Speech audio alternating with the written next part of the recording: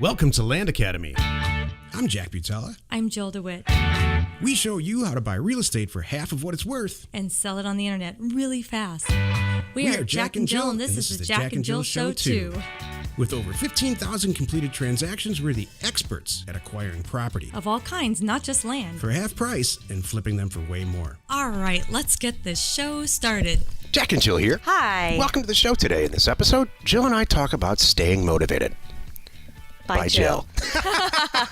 Before we get into it, let's take a question posted by one of our members on the landinvestors.com online community. It's free. Okay. Jarrett asks, in the yellow letter / postcard world, many times they tell you to send out letters 7 times to get the best response. I was wondering if any of you have done multiple mailers with unsolicited offers, and if so, have you seen any success with doing that? Well, first of all, we don't okay, wait, let me back up here. That's not the way we roll. So, and we were talking about this a few minutes ago. We actually have not done this because you know why? I mean, we've been doing this so long. We have such a good strike percentage that we don't feel a need to hit the area again. We move on to the next area. So now Jack brought up a funny point about the people that might be telling you to send out multiple offers. You want to add about that, Jack? Well, yeah, this whole yellow letters thing. There's a website called yellowletters.com, and they advocate faux handwritten letters to make it look like you hand wrote a letter, like you're some little old lady with a light bulb hanging from a string sitting at a table. And nothing else to do. Which, first of all, now you're starting out with a lie, or you're starting out with dishonesty. So I don't advocate that. Joe's point is, whoever owns yellow letters, I really doubt that they've done 15,000 transactions like we have, and I question their credibility as a real estate investor. They might be the greatest printers in the world, Right. But for them to say, we really suggest that you send out 7 letters, the fact is this: repetition in advertising works. You've seen the Pepsi and Coke, and how many of the same car commercial did you see in last week's football game? We could all talk about the Lincoln commercial. We all know exactly how it's going to go. We know he's going to walk up now and the door's going to open and the Lincoln symbol is going to be on the ground. We've all seen that. And the same commercial over and over again to the point where it's nauseous. But, it works. These people, it's been going on since we were all kids. So repetition in advertising works. I personally can't stand it. So we don't. To answer your question, have we seen any success doing that? No. We don't teach that, and we don't do it. I've never sent a follow-up mailer and the biggest reason is because we've never needed to. Our strike and yield percentages on a single offer are extremely high by anybody's standard. So I've never had to or really even thought about sending up a follow-up letter campaign. Here's you could try it. Here's one of the things too. When you send out the right letter, like we do, we've had years of tracking this stuff, And how do I know? Because I still get calls from 2007 from someone that has our letter we only sent them one. It's very interesting. So let's say they got multiple letters since really 2004. Right. Why do they call us back? I'll tell you why. Because we write a professional business letter. Bingo. With respect. That's what's the most important thing. It's respectful. Here. Yeah. Not bombarding them. I know that some people think the theory is you're going to wear them down. No, you're not. Let's be honest. Do you really think if you're going to mail me a letter 4 times that I'm going to go, I really love this house, but I think I might sell because I've got 4 letters from this guy? No, it's not going to change my opinion about whether I want to retire and live in this house forever, right? Yeah, you're getting a little miffed, and I like this. Well, I'm like, it really doesn't make sense. If you really think that 4 letters are going to make me decide I want to move, that's insane. I'm only moving when I want to move, and then at the time I've already got it in my head. Everyone, I'm not doing anything special. I'm doing is making it easy for people to act on it. Have you ever heard has anybody ever walked up and said, what do you do for? Well, we're in real estate investors. Oh, really? What's your angle? Has anybody ever said that to you? No. Have they said that to you? What's your angle? Oh. Like, what's your smoke and mirrors? What's your trick? What's up your sleeve? That really gets under my skin. Oh, I thought it was like dating, like for hey, what's your what's your line?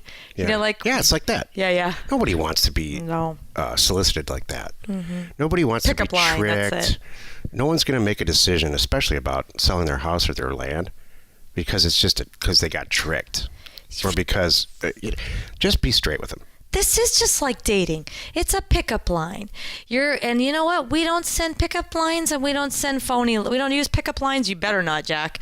And and we don't send phony offers. You know what? This is actually true. When Jack met me and I met Jack, it was an instant like, hey, I'd like to get to know you. Not like, it was nothing silly and phony. No, and then he certainly didn't send me phony things for 6 times until he wore me down. No. And you should think about this. Think about these sellers like that.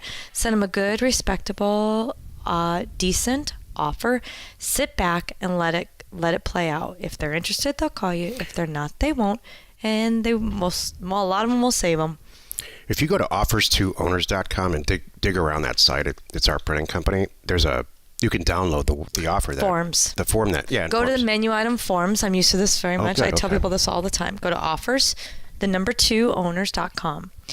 At the very top, when the menu items is forms, click on that.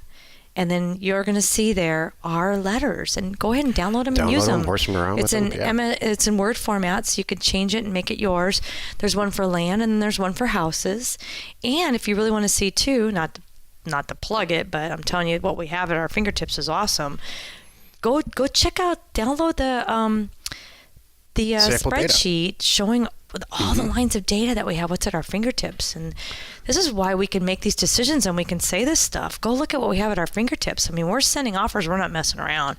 And when you download that data and you look at that data and see what we have, and you look at the letters that we're sending, you're going to go, oh boy, I get it. And then try it. Yellow Letters doesn't specialize in sending offers to owners. They're a printing company. True. They send anything to anybody. There might be pizza. Yeah. It might be... Sears catalog. It might be, cars. Who knows? I don't know. But yeah. We're the only company... This isn't a commercial, but Offers to Owners is the only specialized company that... We are industry specific. We send offers to owners. That's the kind of printer we are. Exactly. Thank you, Jack. If you have a question or you want to be on the show, reach out to either one of us on landinvestors.com. Today's topic, by Jill, is how to stay motivated. This is the meat of the show. Staying motivated by Jill. It's like you had to oh no, this is like it's funny. I'm our kids would be like, oh no, here we go again. We're getting that talk. No. This topic is so important and it's so overlooked. Thank you. So the reason I wanted to talk about this briefly is because, believe it or not, I keep noticing this is a common theme. We may all think that we have it together, but you know what? There's a lot of us that don't, and no one's stepping up and asking or talking about it. So I'm going to be an advocate here for everyone. And let me tell you why. Let me give you an example. I had a call the other day from a gentleman. He didn't even know he was going to get to talk to me, but he did. He called in. He had been with us. He's been with Land Academy for a year, happily motoring along, but not doing anything, and not asking for anything. That was his thing too. It's not like he's asking for any help. He kept thinking, okay, I'll get to it. I'll do this. I'll get to it. And he was calling Yanni going, I guess I need to stop this now. I'm not doing anything. And Yanni's looking at me like, I don't know what to do with this guy. So she puts him on hold and she goes, what do I say? I said, you know what? Let me talk to him.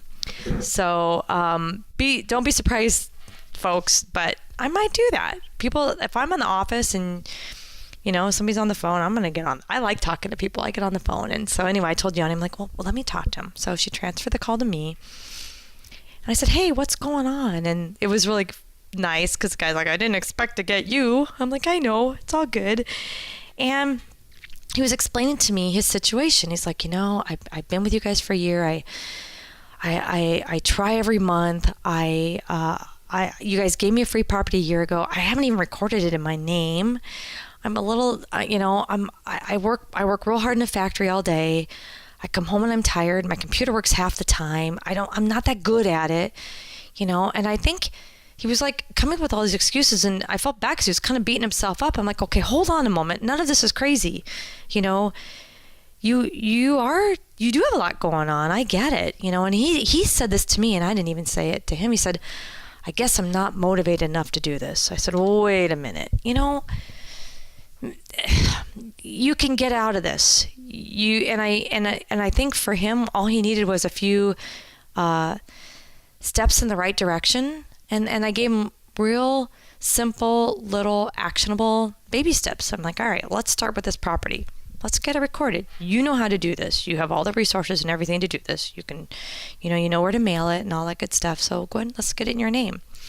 And then for marketing it, and he was a little worried about the money. I'm like, all right, well, land pin is free. This is free. That's free. Look at all these things we could do. Put it on eBay for $35. Big deal. Whatever you don't have a website, use ours. There's all these things you can do to get this going and get this sold and get some money, and so you can, get going in that right direction. And by the end of the call, it was interesting. I was really just trying to help. He was presenting little things with me, and I was just giving him little tips. And he's like, gosh, I wish I would have called you 6 months ago. And I thought that was so nice. And so I want to take a step back and just say that this happens even to me. Even Jack and I were joking about this. Even I have sucky days, right, Jack? Jack may or may not have noticed, but I had a string of sucky days in a row just recently. Did you notice, Jack? I did. I offered to take you to Paris. Which was very cool. The last time Jack sent me a message like that, we were on a plane the next day.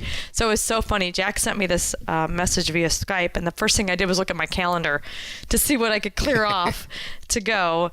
And in this instance, Jack meant in theory. He's like, I said, we could do Paris, but I'm like, and they said, no, that's okay. But it was good that, for me, that was a little wake-up call that it was really coming off to everybody, too, that I was a little bit off kilter or whatever it was. I don't know. So like I said, even I get sucky days. So what do you do? Well, first thing I do is look at my routine. I mean, that's the easiest thing for me, like with this gentleman, is start fresh. This is a word I forget, and it's a good one, reset. We use this with our kids. Use this with me. We all need a reset button now and then, and it's okay to hit that reset button. That stupid little, what's that button for Office Max? I don't know if they do it anymore, but the easy button. The easy button. I need one of those that says reset. And for me, I hit the reset button. I know it's coming. I know I need to get my act together. I know I'm in a funk. Whatever it is, hit the reset button. And for me, it's get my routine to go on this. And the minute I realize it, man, I'm making plans to get back on track. Okay, tonight we're going to have a nice dinner we're staying in. I have these things that I tell myself. I'm going to get a good night's sleep. Tomorrow I'm going to wake up and it's going to be all different. And that's kind of ties into the next thing, which is a mantra. And I have a talk with myself and decide, what I want to do and how I want to be, and getting back on track. Do you want to? You can jump in here, Jack. Okay. All right, because I like your insights. So what do you have to say? You've experienced this, haven't you? Sure, absolutely. Okay. I think everybody does. I think everybody gets tired. There's a million ways you could describe it. I'm burned out. I don't want to do this anymore. Some bout of depression. There's a lot of things you can call it. You have to have, for me anyway, a systematic way of shutting it down or addressing it. Let's just say addressing it. For me, I shut it down. But I think, and then there's a way. Do you go military on yourself? Is that what you're saying when you say shut it down? How do you do that? I'm at this point now because I'm older, and this is our probably 100th company. Mm-hmm. I'm just joking. It's probably company number 19. And, if I have a lot of ways that I address this long before it happens. Mm-hmm. So for me, the thing that really sends me into that situation is lack of organization and lack of sticking to a calendar. In fact, we're going to do a show about the importance of having calendars a couple days from now. Cool. But for me, it's all, if it's in a calendar, and I look at the calendar in the morning, I'm good. I'm going to do it. There's nothing that's going to, unless I'm on my deathbed, I'm going to execute what's in that calendar. And it's not just that day. It's all part of a string. Mm-hmm. So that's how I deal with it. It doesn't happen to me that much anymore. Got it. Having a big, healthy bank balance helps. Does your calendar mean that, like you're held accountable? That's how you hold yourself accountable for tasks?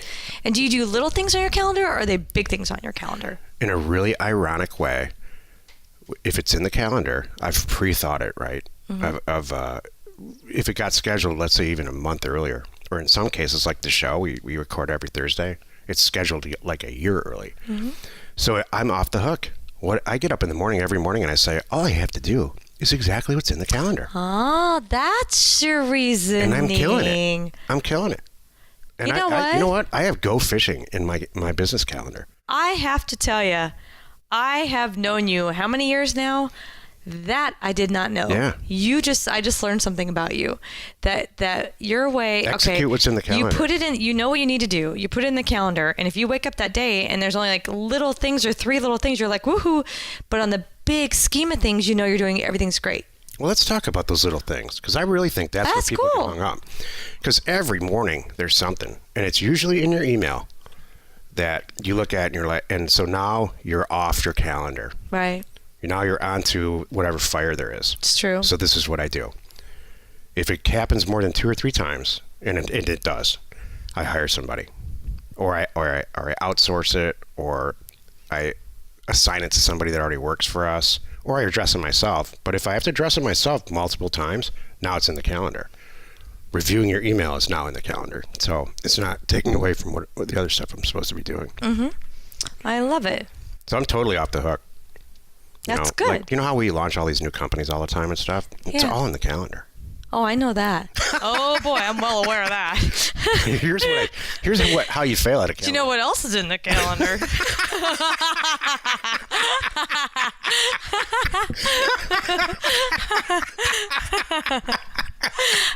I didn't even think about that. Yeah. Oh, Jill, that's hilarious.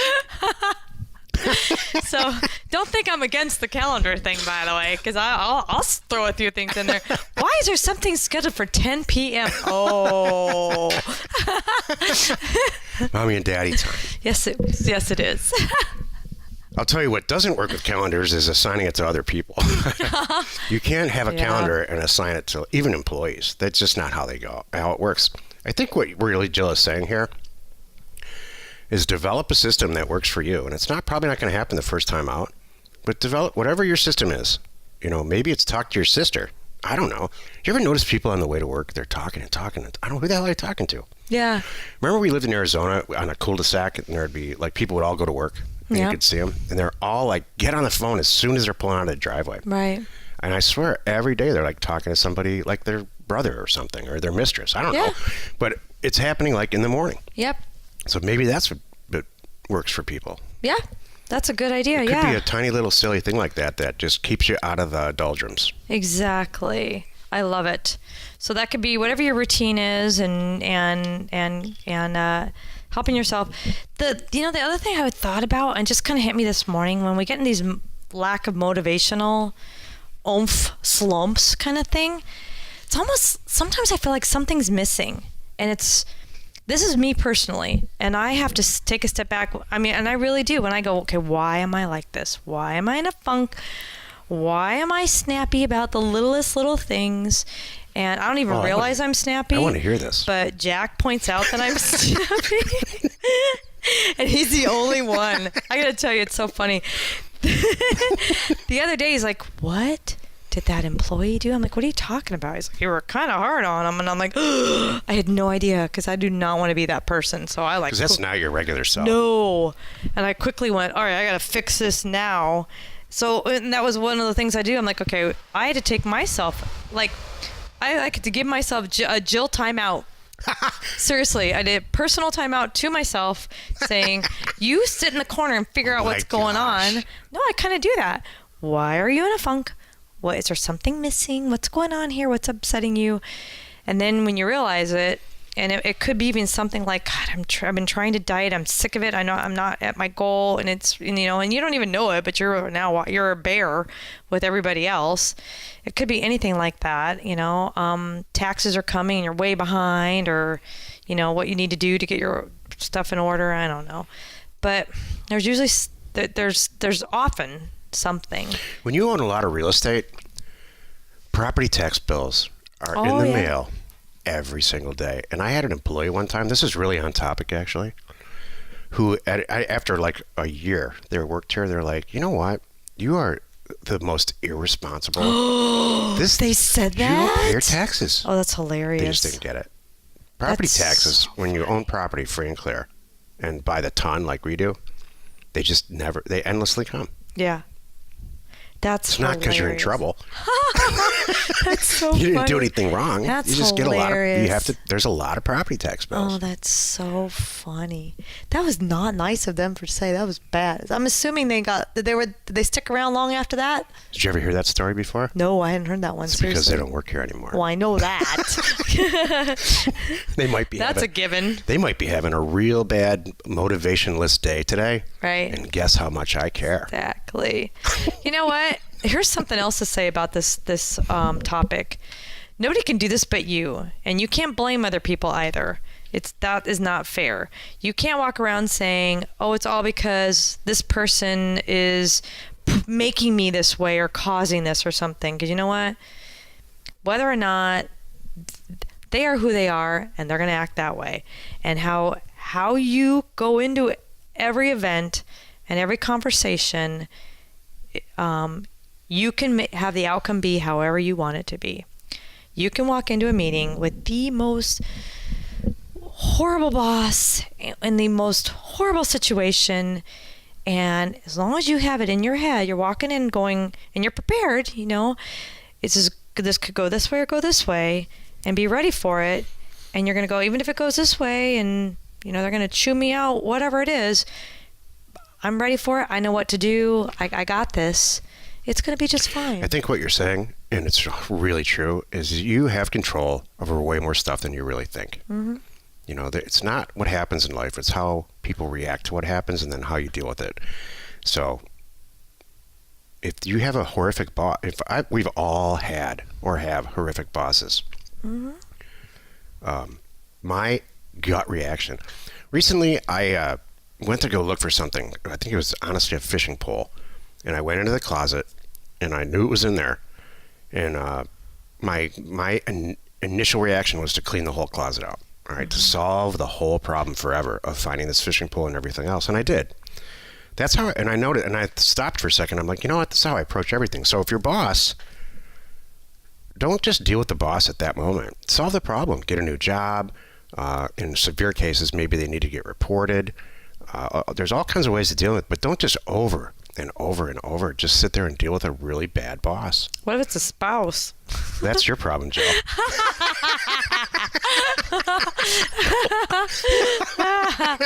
All kidding aside, if you have a really bad spouse, do something about it. Yeah. There's a lot of ways. The law is on your side. Oh my gosh. Careful if you Jack. ask these questions, I'll answer them. I know. That was good. But if you have a really good spouse, make sure she stays happy. Take her to Paris. I like that. We should leave it on that. Should we? Yeah. Take her to Paris. Join us in the next episode where we discuss wholesaling houses, our live 6-part online course. Cool. And we answer Tom C's question about data scrub, the same person with multiple properties. You're not alone in your real estate ambition. Oh, take 2 on that show is much better, don't you think? Yeah. Take 1. You know what? It's funny. This is good that we're sharing this. We rarely do that. But every 6 months, maybe, I'm saying once every 6 months. That's about right. We go, that show was not our best. We need to redo that one. And as I'm saying this, I'm sure a lot of our listeners are saying, you should probably do more than one every 6 months. Yeah, take 2 would be good on every single show. Because we had a few that we didn't like. In fact, here's a list. Yeah, exactly. Could you imagine? I would be hilarious.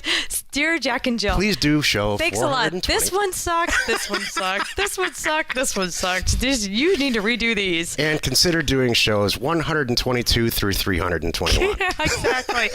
You guys were really off base. Good. Thank you. And by the way, you know how you guys are thinking about doing a video show? No, Don't. don't do that. Hey, Save us. if you're hanging in there and you like take 2 of this show, please subscribe and rate us on iTunes or wherever you are listening. Information and inspiration to buy undervalued property.